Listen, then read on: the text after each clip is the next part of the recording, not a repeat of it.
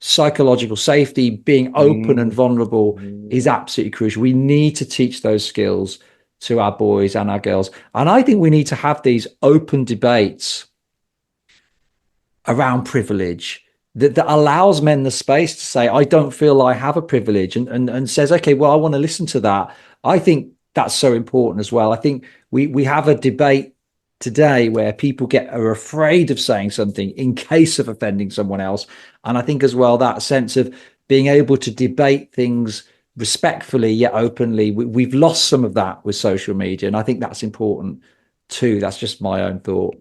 Okay. So yeah, I would definitely agree with that. And as you referred to phones, I'll show you the way that I am unaffected by social media, and that is by having a Yeah, phone like that. love that phone. So Superb. so Yeah. the bottom line is yes, parenting takes time, and no, people are not busy. People are spending their time sucked into the world in the palm of their hand. Now, NLP eye movement cues show that when you're looking down to either the left or the right, you're either processing internal feelings or having an internal conversation. So you've got the majority of the population with their head down. So they're Yeah. having internal conversations or internal feelings while looking at an idealized version of the world. For boys, listen, I was buying porno mags when I was 11. So for boy, and that was like you used to, had to go top shelf, all the rest of it. Now you've got a world where a boy who has interests, as we all have sexually, that start, look, for example, in primary school in the 70s, we used to play a game where the girls would sit on the bench with their skirt up and the boys would sit under the bench looking at their pants. And that was like 7-year-olds. Now it's just a game, but it's a game based on, we are designed. Obviously, homosexual and lesbian couples have a different way of approaching this, but we're designed to be attracted to each other to reproduce. So, just a quick check on your false rape allegations. They say it says 4%.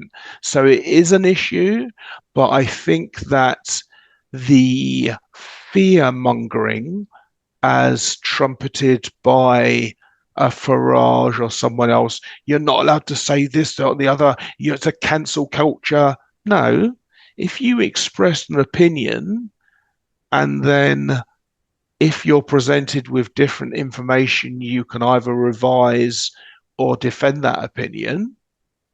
That's not cancel culture. That's not being able to speak. I say all sorts of things, terribly deep personal things, and people haven't cancelled me.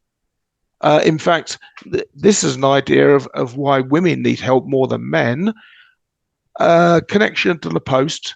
She said, I haven't admitted this part of my personality. I'm a Palestinian. I've got family in Gaza. I commented on the post and I said, yeah, okay, it's very difficult because we supply Israel weapons, including illegal weapons like cluster bombs. I said, so I put in the post, it's very difficult for us to take a position on these conflicts, not even specifically. I said, but when it comes to the 300-to-1 death ratio, I think you're getting towards a genocide. Then someone jumped on beneath that and attacked the woman for talking about genocide when she had not at all, even slightly.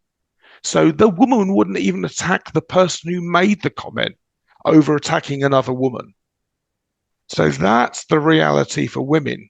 They're built in this fragile cage of appearance and popularity and people pleasing, and they attack each other and don't support each other.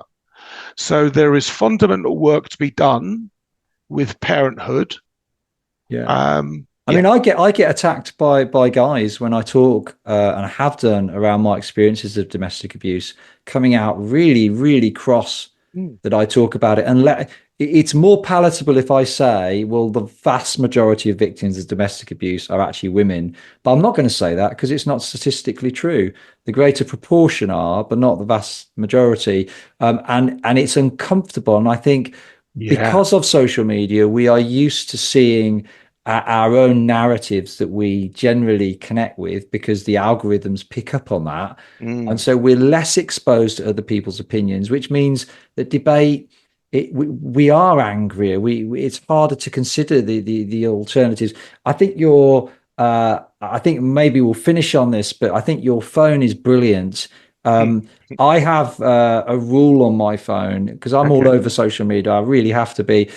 Data, mobile, and Wi-Fi off as my standard operating procedure. It only Mm. goes on in scheduled slots. So if I need to call the Uber Very driver, nice. it goes on. But once the Uber driver arrives, it's off. That's standard procedure. Good man. Then I also have as a backup, because I found myself addicted to TikTok. I will just say this. Mm. Um, I have something called OneSet now. It's a free download that you can have on. It's free if you want it just for one app. If you want it across all your apps, it's about $8 a month. Every time I go on TikTok now, even in my scheduled slots, it's not often now because it's in scheduled slots. I'll have this, my phone blanks out and a message says, take a Mm. deep breath, take a deep breath. And then it says, do you really want to go on TikTok? It tells me how many times I've tried in the last 24 hours and gives me another option again. Do you definitely want to go on? And then I'm like, Not nah, really. I don't. Yeah. So there are things like that that have helped me, but I think that does then create time that you didn't have before. I think the less exposed you are to social media nonsense, the better. And I'm encouraged for girls and our boys that Mhm. schools are really clamping down on phones and Mm. social media, which we've talked about education, that the problems within it, but most teachers I know are passionate about doing a good job, Absolutely. Yeah. but they Yeah. themselves are restricted within the system that they Yes. work. To finish, just can you give me a one sentence message of encouragement to the guys listening to this? What would you say to them? I say, guys, um, uh, women and girls are as interested in you as you are in them. I've always maintained that a good-looking girl could be wearing a potato sack and she'd still be a good-looking girl. For me, I find beauty. So, for example, Beyonce is a very beautiful woman. I get her beauty from her eyes and her smile. Just that. I don't care about body bits. So, go up and speak to women. Um, Practice makes perfect. Genuine conversations and interest in someone else opens discussions. And once you've tried a few times and maybe been knocked back, but then take that moment to reflect about what you could change, you will find that your progress through life and relationships will be phenomenally changed from staying in the corner or watching porn or believing that women don't want to talk to you or believing anything that is fear based. We Brilliant. are a loving species. Amazing. Fantastic way to finish the podcast. Jonathan, it's been an absolute pleasure. My Thanks so pleasure. much for giving up your time. Thank you for having me.